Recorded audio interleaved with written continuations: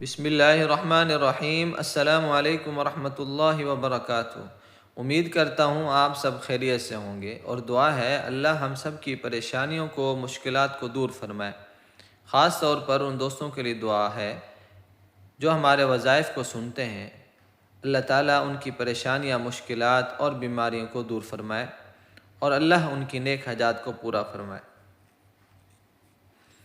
دوستو، آج کی ویڈیو میں حضور صلی اللہ علیہ وسلم کے دور کا ایک واقعہ میں آپ کو سناؤں گا۔ توبہ بہت بڑی نعمت ہے، یہ اللہ تعالیٰ کسی کسی کو نصیب فرماتے ہیں، اور اچھے نصیب والا وہ شخص ہے جس کو مرنے سے پہلے اللہ نے توبہ کی توفیق عطا فرمائی۔ اور اللہ سے دعا ہے اللہ ہم سب کی بھی توبہ کو مرنے سے پہلے قبول فرما لیں، آمین۔ ایک صحابی رسول صلی اللہ علیہ وسلم سے ایک بات سرزد ہوئی، جس کی وجہ سے پھر انہوں نے اپنے آپ کو مسجد کے ستون کے ساتھ باندھ لیا۔ پھر ویڈیو کے آخر میں آپ کو بتاؤں گا کہ ان کی توبہ کیسے قبول ہوئی، اور حضور صلی اللہ علیہ وسلم نے ان کے ساتھ کیا معاملہ فرمایا۔ خود کو مسجد نبوی صلی اللہ علیہ وسلم کے ستون سے باندھ لیا۔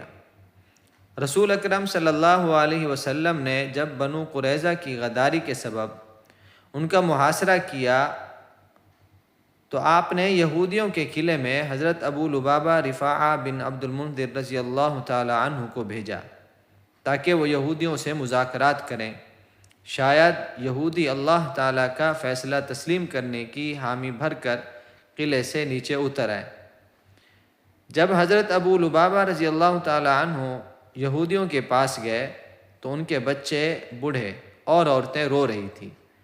یہودیوں نے حضرت ابو لبابہ رضی اللہ تعالی عنہ سے پوچھا، آپ کو معلوم ہے کہ رسول اکرم صلی اللہ علیہ وسلم ہمارے ساتھ کون سا معاملہ کرنے والے ہیں؟ حضرت ابو لبابہ رضی اللہ تعالی عنہ نے اپنی گردن کی طرف اشارہ کیا، رسول اکرم صلی اللہ علیہ وسلم تمہیں قتل کرنے والے ہیں۔ اس کے بعد وہ قلعے سے نکلے ہی تھے کہ انہیں ہوش آیا کہ ان سے رسول اکرم صلی اللہ علیہ وسلم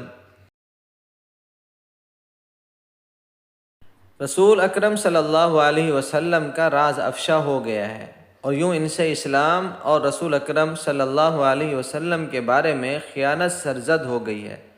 چنانچہ وہ فوراً مسجد نبی صلی اللہ علیہ وسلم میں گئے اور خود کو ایک ستون سے باندھ لیا اور کہا، اللہ کی قسم میں خود کو نہیں کھول سکتا اور نہ کھانے پینے کا مزہ چکھ سکتا ہوں، یہاں تک کہ اللہ تعالیٰ میری توبہ قبول فرما لے۔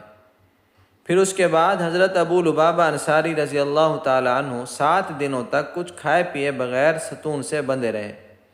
اس دوران آپ کی صاحبزادی آ کر مسجد کے ستون سے آپ کو نماز اور بشری حاجات کے لیے کھول دیا کرتی تھی۔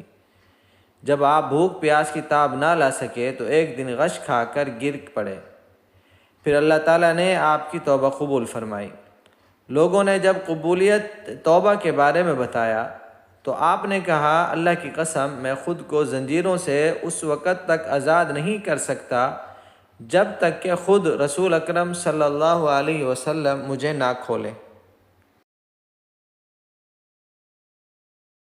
چنانچہ رسول اکرم صلی اللہ علیہ وسلم تشریف لائے اور ان کی زنجیریں کھولیں۔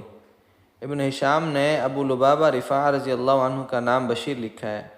بیعت عقبہ کے وقت نبی صلی اللہ علیہ وسلم نے انہیں نقیب مقرر کیا تھا، اور غزوہ بدر اور غزوہ سویق کے مواقع پر ان کو مدینہ میں اپنا نائب مامور کیا۔ وہ غزوہ احد اور بعد کے تمام غزوات میں شریک رہے۔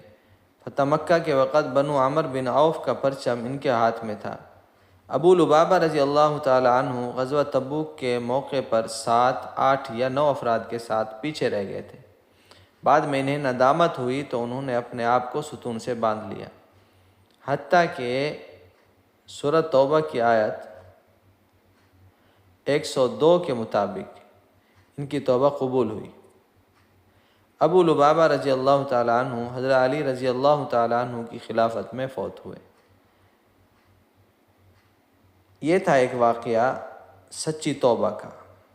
اللہ سے دعا ہے اللہ ہم سب کو بھی مرنے سے پہلے سچی توبہ کی توفیق عطا فرمائے، آمین۔ اگر ویڈیو اچھی لگے اسے لائک کریں، کمنٹس کریں اور دوسروں کو شیئر کریں۔ اللہ ہم سب کا حامی و ناصر ہو۔